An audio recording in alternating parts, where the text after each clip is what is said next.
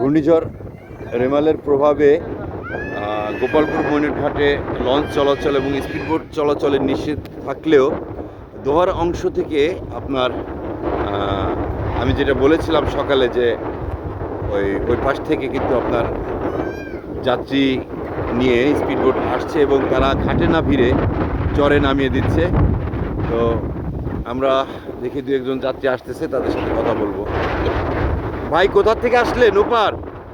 হ্যাঁ, একটু দাঁড়ান, কথা বলি। একটু দাঁড়ান। আপনার বাড়ি কোথায়? একটু জোরে বলেন। কত টাকা ভাড়া নিচ্ছে ওপার থেকে? 200 টাকা। নামাই দিছে কোথায়? ওইখানে। জানেন না যে আজকে যে স্পিডবোট চলাচল বন্ধ, এটা জানেন না?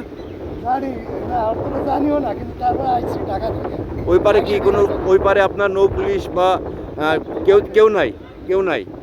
ওই পারে স্পিডবোট ছাড়তেছে।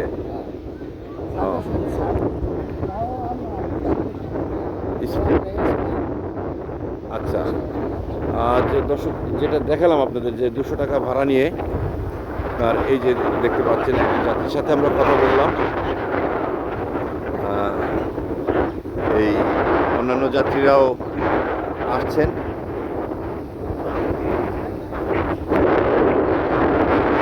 বিআইডব্লিউটি এর নিষেধ থাকলেও আমাদের এই গোপালপুর অংশে ঠিক থাকলেও মৈনট অংশটি কিন্তু আপনার মৈনট অংশে আমরা যেটা দেখেছি যে বিভিন্ন সময়ে কোনোভাবে কিন্তু ভাইরা কি ওপার থেকে আসলেন? ওপার থেকে। হ্যাঁ, এই যে দেখতে পাচ্ছেন যে এরা সকলেই কিন্তু আপনার স্পিডবোটে পার হয়ে আসলো এবং ওই চরে এসে নামছে। তো আমি যেটা বলেছিলাম যে সকালে আসলে দোহার অংশকে নিয়ন্ত্রণ করার মতন কি আসলে কেউ নেই। এই যে দুর্ঘটনা ঘটে, ইতিপূর্বে জানেন যে স্পিডবোট দুর্ঘটনায় 6 জনের প্রাণহানি ঘটেছে এবং আজকেও দেখেন এরকম একটা দুর্যোগ সারা দেশে। বিআরডব্লিউটি যেখানে বন্ধ করেছে, আমাদের চরভদ্রেশ্বর উপজেলা প্রশাসন যেখানে পাশ বন্ধ রেখেছে, কিন্তু ওই পাশে কিভাবে স্পিডবোটগুলো চলে আসছে সকালেও দেখেছেন আমার যে লাইভের ভিতরে আপনাদেরকে আমি দেখিয়েছি। আর এখনও কিন্তু আপনাদেরকে আমি দেখালাম যাত্রীসহ, এবং তারা কিন্তু ঘাটে না ভিড়ে ওই চরের ওই যে চর দেখতে পাচ্ছেন দূরে, ওই লঞ্চের ওই পাশে ওই স্থানটিতে তাদেরকে নামিয়ে দিয়ে যাচ্ছে।